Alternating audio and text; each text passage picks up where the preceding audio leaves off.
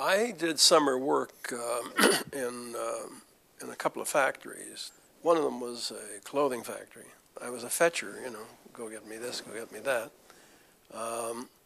But it intrigued me how the process of making clothing, etc., and where those machine operations or pressing operations, I used to bug people at the lunch hour breaks or the afternoon breaks, etc., to show me how you do this and show me how you do that.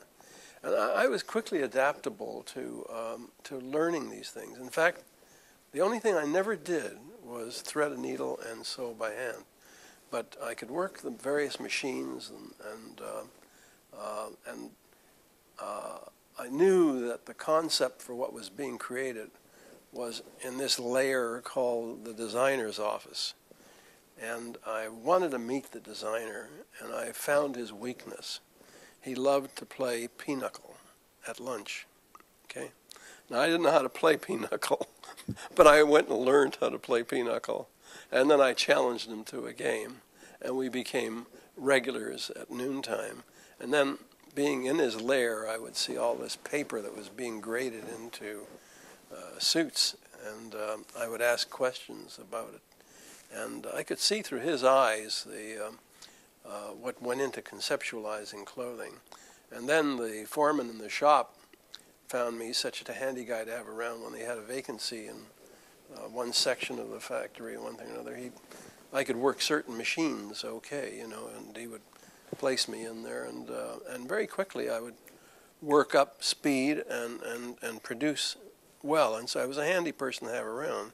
And they maybe thought I had a future there. I really don't know. But there was nothing to worry about. Anybody that was in the factory that met this young kid like myself would say to me, "Get out of here! You know, don't choose a life like this. This is a terrible place to do this." Well, that's quite different than our bespoke shop, where there's so much pride in making almost a complete garment. You have to understand that. But I was able to assimilate what was going on, and as I say, when you're interested, it's remarkable the things people will do for you, and they would explain what they were doing, etc., etc. And I was even able to tell how one person was better than the other and why they were better than the other, you know, in their cohesion and their ability to work on clothing and so on.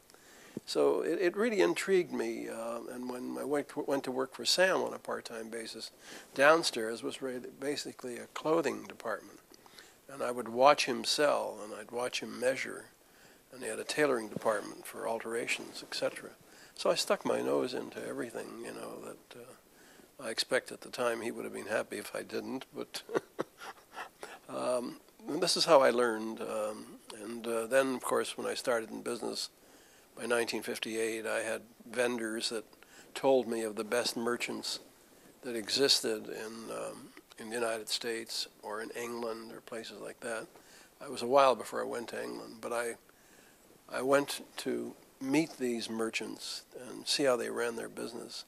And they were very happy to share their information with me, this kid that seemed to be interested and was running, you know, a humble business, and I acted very humble too.